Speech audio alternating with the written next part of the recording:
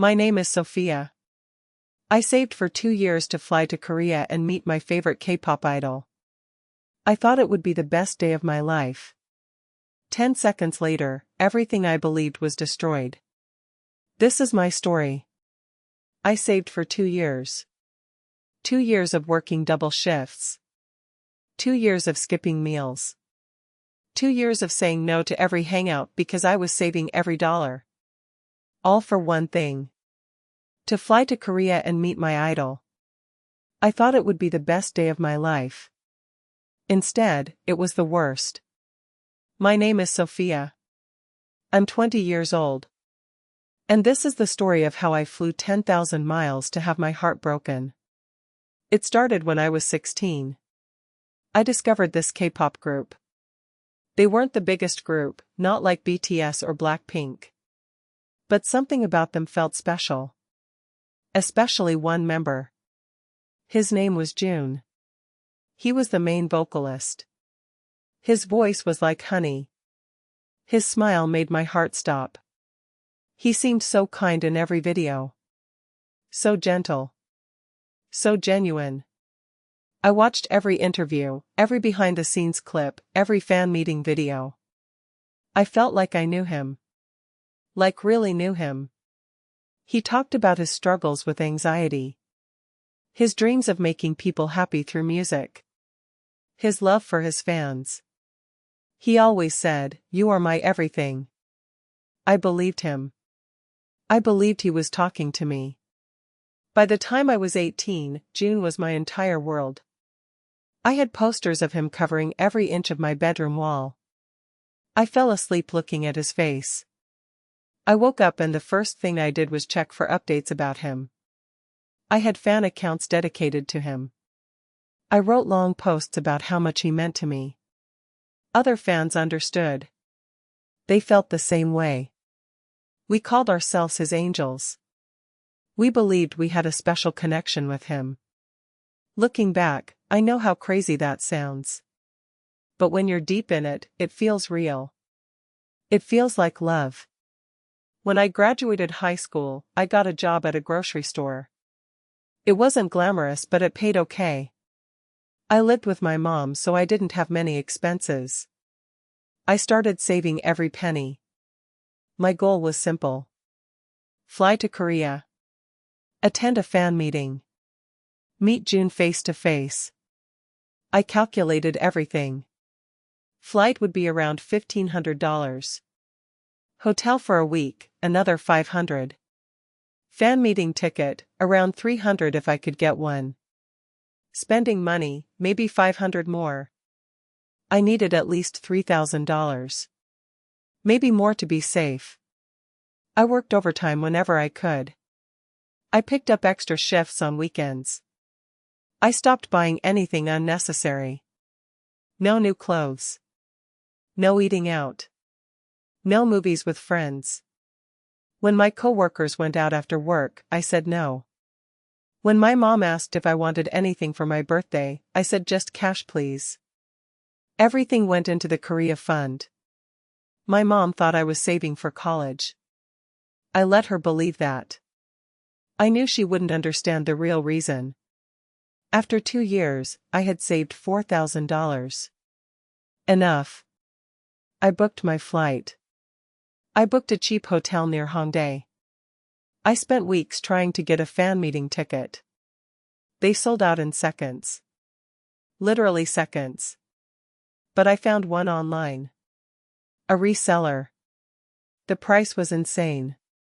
$800 for a ticket that originally cost $100. I didn't care. I paid it. This was my dream. June was worth it. The flight was 17 hours. I couldn't sleep.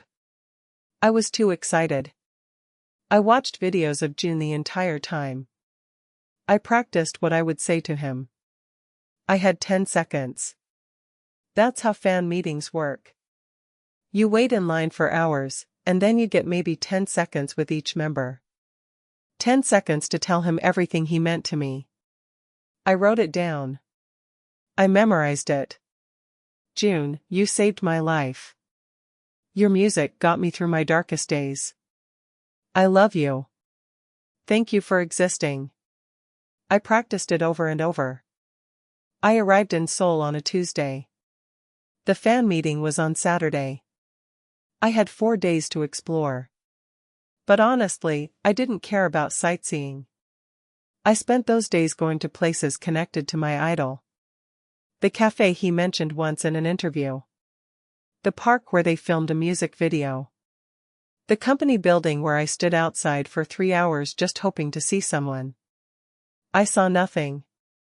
But I took photos anyway. I was in his city. Breathing the same air. That was enough. Saturday came. I woke up at 5 in the morning even though the fan meeting wasn't until 3 in the afternoon. I spent hours getting ready. I wore a dress I had saved for this moment. I did my makeup perfectly. I brought a gift for June. A handwritten letter. 15 pages. I had worked on it for months. I poured my entire heart into that letter. I told him everything. How his music saved me during my parents' divorce. How his smile got me through depression. How I dreamed about meeting him since I was 16. I sealed it with a kiss. Literally kissed the envelope. The venue was packed. Thousands of fans. All there for the same reason. I felt connected to them. We were all June's angels. We all loved him. The wait was long. Hours standing in line.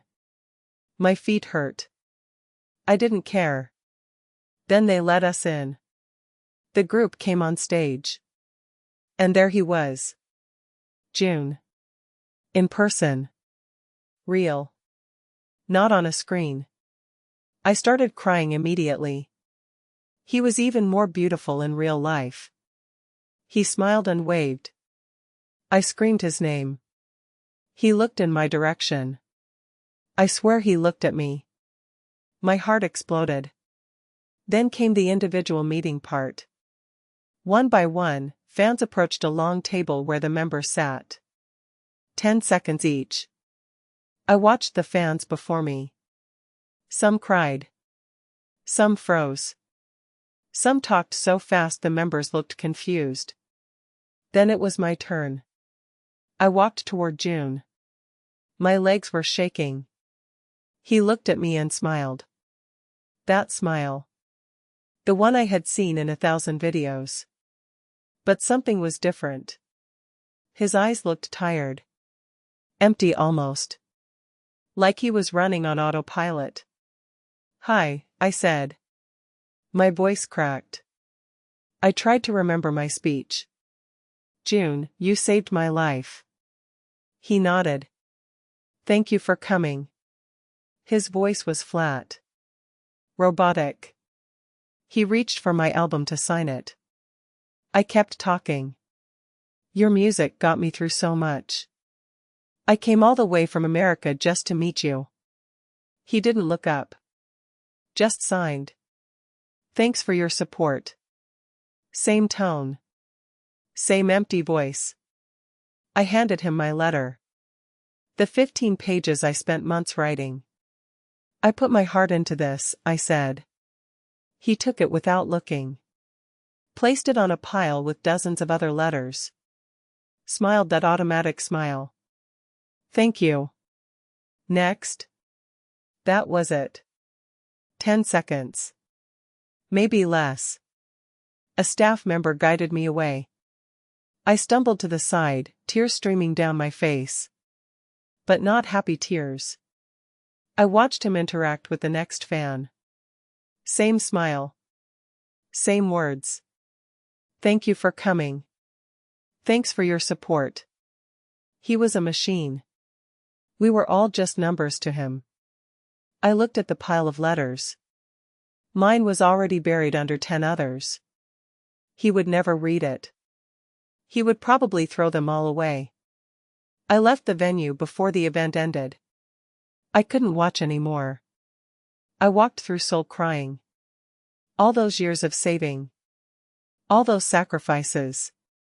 For 10 seconds of nothing. He didn't see me. He didn't care. I was just another fan in an endless line of fans. That special connection I thought we had? It was all in my head. He didn't know I existed. He never would. I spent my last 2 days in Korea in my hotel room. I didn't explore. I didn't eat much. I just lay there feeling empty. I thought about all the money I spent. $4,000. 2 years of my life. For what? A signature I couldn't even read and a memory that made me sick. I thought meeting him would complete me somehow. Instead, it broke me. The flight home was the longest 17 hours of my life. I didn't watch any K-pop videos. I couldn't.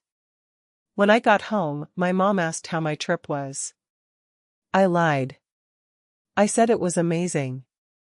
Then I went to my room and started taking down the posters. One by one. All those photos of Jun smiling at me. Lies. He wasn't smiling at me. He was smiling at a camera. For content. For money. I was nothing to him. It took months to process what happened. I was depressed. I stopped following the group. I deleted my fan accounts. I couldn't listen to their music without feeling sick. My mom finally noticed something was wrong. Sophia, what happened in Korea? I told her everything. The real reason I went. The fan meeting.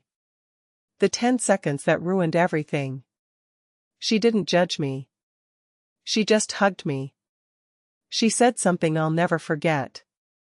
Honey, you can admire someone from far away. But they're not yours. They never were. She was right. I had built up this fantasy.